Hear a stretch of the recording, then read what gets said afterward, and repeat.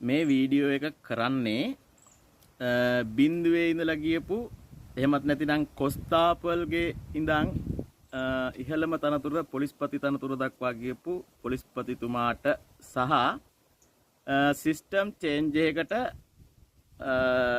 අමාත්‍ය ධූරය වාරගතපු පොලිස් ඇමතිතුමාට බලන්නකො මේ වීඩියෝ එක. මං කරපු වරද කියනවාද? ඔයාගේ වරද? ඔව්. බයික් එක නවත්තන්න ඕන මට. බයික් එක නවත්තන්න බයික් යන්න දුන්නද බයික්. මං කරපු වරද කියන මාත් ඉස්සෙල්. කරුණාකර මාත් මට. ඒ බයික් එකට අපි වාහනේ නැහැ නේ මගේ බයික් එක. මගේ ලයිසන් එකේ තියෙනවනේ මට. ඒක මට නෑ මට ඩෙන්ටි කාඩ් එක කරුණාකර ඔබතුමා දෙන්න. මට මං කරපු වරද කියනකොට. ඔයාගේ වරද මම මේකට නෑ වරද මට දැනගන්න අයිතිය තියෙනවනේ බං. මං ඔයාලට කිව්වනේ. ඔයා මේ දෙනකොට වාහන ගොඩක් තියෙනවා. කොහෙද වාහන ගොඩ මොන වගේ වාහන ගොඩක් තියෙනවා? බයික් එක කොහෙද තියෙන්නේ? වාහනයක් තිබුණේ මාත් පාරේ ඉඩතියෙදි මම ඉස්සර කරන්නේ. පාරේ ඉඩතියෙදි මම ඉස්සර කරන්නේ. ඔන්න ඩෙන්ටි එක නේ මචං. ඕක නෙවෙයි මගේ ඩෙන්ටි එක. මගේ ඩෙන්ටි එක දෙන්න. මොන මෙතන ASCII ඇත්තේ. මේ ASCII මෙතන ASCII බලන්න. මේකල පාරේ ඉඩ තියදී මම ඉස්සර කරන්නේ. එහෙම ඉස්සර කරන්න බැරිද?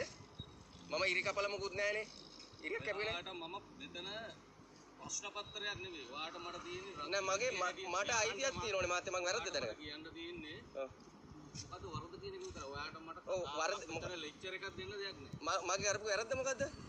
ඔයා කරපු වරද අන්තරාජයට සිදුවෙලා තියෙනවා. මොකද ඔයාට අයිතිය. එතකොට මම ලියලා දුන්නාම අධිකරණය කියලා ඔයා ඒකට මොකද අන්තරාජයට ඉස්සර කිරේ? මම වාහනේ පාරේ ඉඳ තියදී මම වාහනේ ඉස්සර කරන්නේ. හරි ඔයා ලියන්න කොහොමද? ඉතින්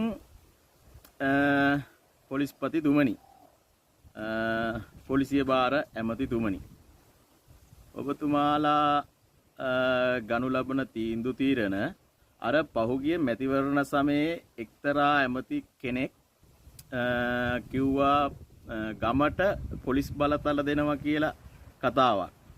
අන්න ඒ සම්බන්ධව ඒක මනාව පිළිඹු කරන අවස්ථාවක් නිර්මාණය කර දීමක්ද මේ වර්තමාන නීතිය ක්‍රියාත්මක වීම වලින් පිළිඹු වෙන්නේ නැතිනම් මේක අත්හදා බැලීමක්ද වඩාත් පැහැදිලි කරනවා නම් මහ ජනතාවට බලය දුන්න සාමාන්‍යයෙන් පොලිසියේ නිලධාරියෙක්ට දීලා තියෙනවා යුනිෆෝම් එකක් දීලා ආයුධයක් දීලා තියෙනවනේ නීතිය හා සාමය ආරක්ෂා කරන්න. එතකොට